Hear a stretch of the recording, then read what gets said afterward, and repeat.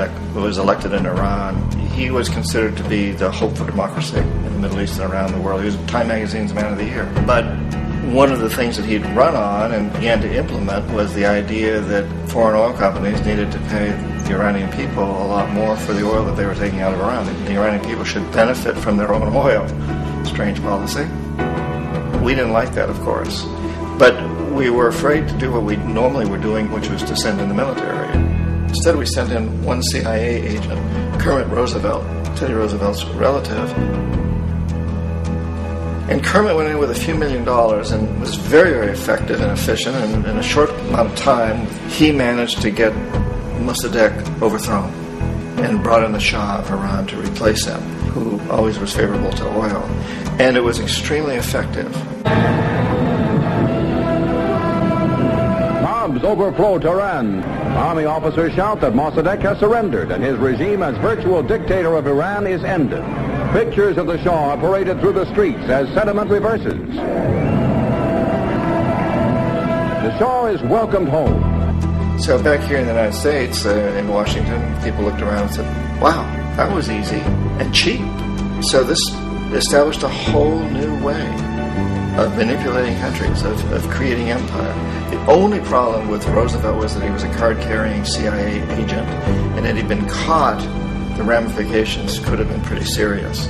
So very quickly at that point, the decision was made to use private consultants to channel the money through the World Bank or the IMF or one of the other such agencies, to bring in people like me who worked for private companies, so that if we got caught, there would be no governmental ramifications.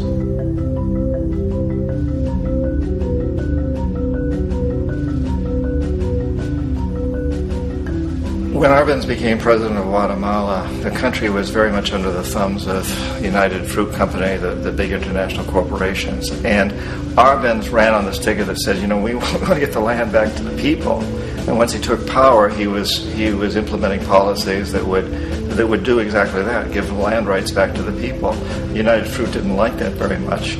And so they hired a public relations firm, launched a huge campaign in the United States to convince the United States people, the citizens of the United States, and the press of the United States, and the Congress of the United States, that Arbenz was a Soviet puppet, and that if we allowed him to stay in power, the Soviets would have a foothold in this hemisphere. And that at that point in time was a huge fear on everybody's mind, the Red Terror, the Communist Terror.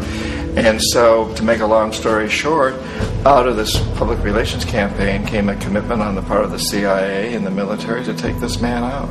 And in fact, we did. We sent in planes, we sent in soldiers, we sent in jackals, we sent everything in to take him out, and did take him out.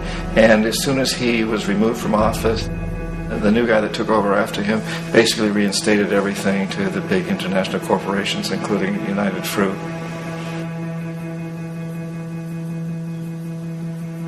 Ecuador for many, many years had been ruled by pro-U.S. dictators, often relatively brutal.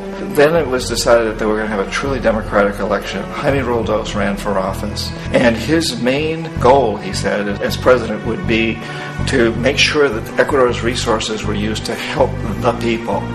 And he won, overwhelming, by more votes than anybody had ever won anything in Ecuador. And he began to implement these policies to make sure that the profits from oil went to help the people. Well, we didn't like that in the United States. I was sent down as one of several economic hitmen to change Roldos, to corrupt him, to bring him around, to let him know, okay, you can get very rich, you and your family, if you play our game, but if you continue to try to keep these policies you've promised, you're going to go. He wouldn't listen. He was assassinated. As soon as the plane crashed, the whole area was cordoned off. The only people allowed in were U.S. military from a nearby base and some of the Ecuadorian military. When an investigation was launched, two of the key witnesses died in car accidents before they had a chance to testify. A lot of very, very strange things that went on around the assassination of Jaime Roldos. I, like most people who've really looked at this case, had absolutely no doubt that it was an assassination. And of course, In my position as an economic hitman, I was always expecting something to happen to Jaime, whether it be a coup or assassination, I wasn't sure, but that he would be taken down because he was not being corrupted. He would not allow himself to be corrupted the way we wanted to corrupt him. Omar Torrijos, president of Panama, was, one of my favorite people. I really, really liked him. He was very charismatic. He was a guy who really wanted to help his country. And when I tried to bribe him or corrupt him, he said, "Look, John," he called me Juanito. He said, "Look, Juanito, I don't need the money. What I really need is for my country to be treated fairly. I need for the United States to repay the debts that you owe my people for all the destruction you've done here. I need to be in a position where I can help other Latin American countries win their independence and be free of this terrible presence from the north that you people are exploiting us so badly. I need to have the Panama Canal back in the hands of the Panamanian people. That's what I want. And so, leave me alone. Don't try to bribe me." It was 1981. And in May, Jaime Roldos was assassinated. And Omar was very aware of this. Torrijos got his family together and he said, "I'm probably next. But it's okay, because I've done what I came here to do. I've renegotiated the canal. The canal will now be in our hands." He just finished negotiating the treaty with Jimmy Carter. In June of that same year, just a couple of months later, he also went down in an airplane crash, which there's no question was executed by CIA-sponsored jackals. Tremendous amount of evidence that one of Torrijos' security guards handed him at the last moment as he was getting on the plane a tape recorder, a small tape recorder that contained a bomb.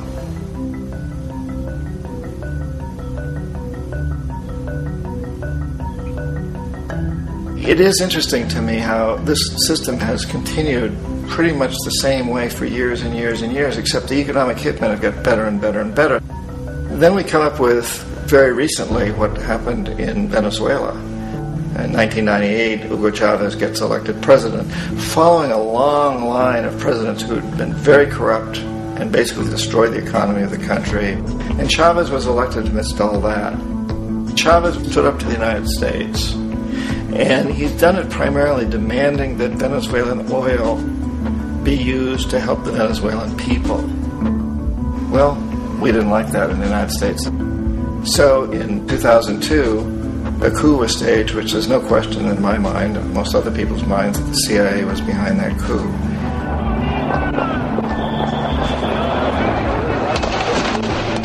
The way that coup was fomented was very reflective of what Kermit Roosevelt had done in Iran, of paying people to go out into the streets, to riot, to protest, to say this Chavez is very unpopular. If you can get a few thousand people to do that in television, and can make it look like it's the whole country, and things start to mushroom. Except in the case of Chavez, he was smart enough, and the people were so strongly behind him that they overcame it, which was a phenomenal moment in the history of Latin America.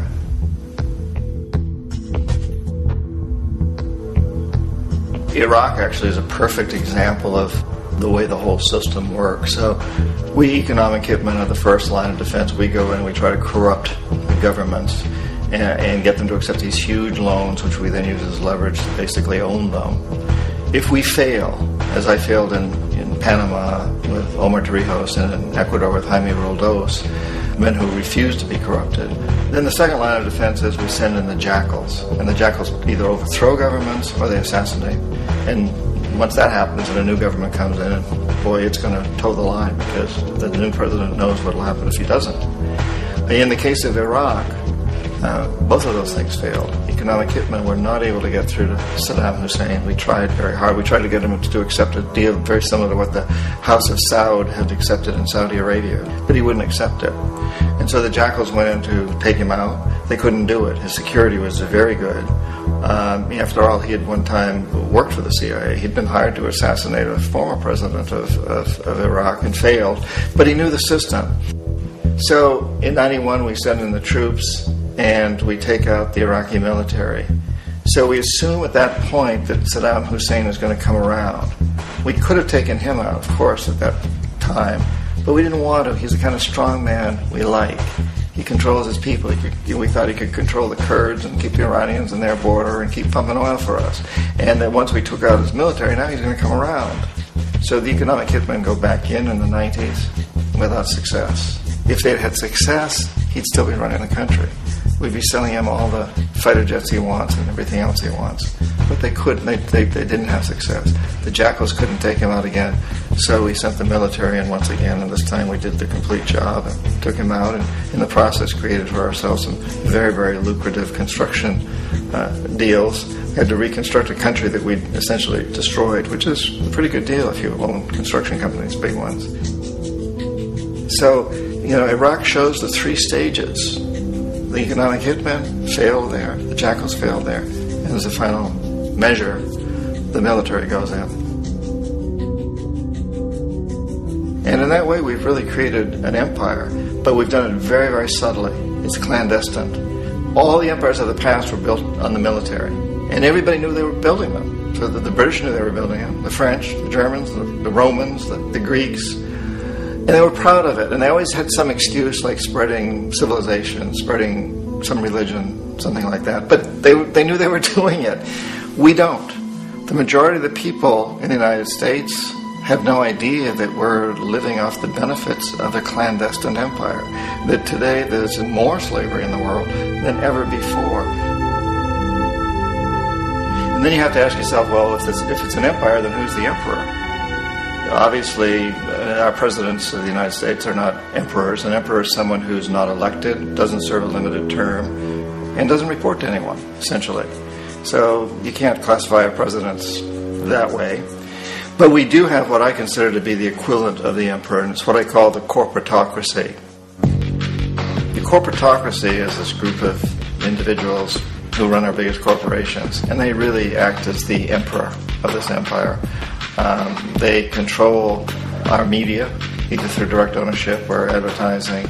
They control most of our politicians because they finance their campaigns, either through their corporations or through personal contributions that come out of the corporations.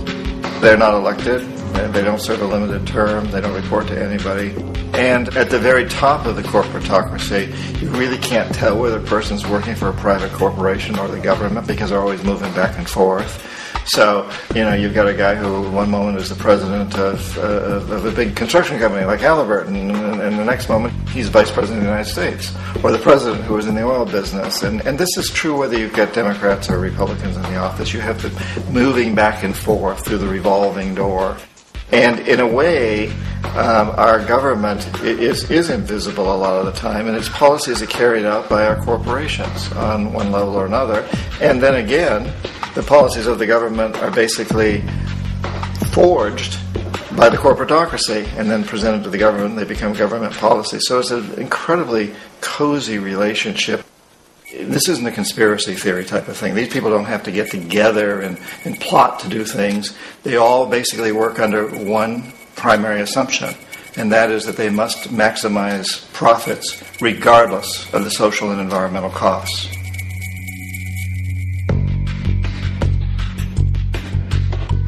This process of manipulation by the corporatocracy through the use of debt, bribery, and political overthrow is called globalization. Just as the Federal Reserve keeps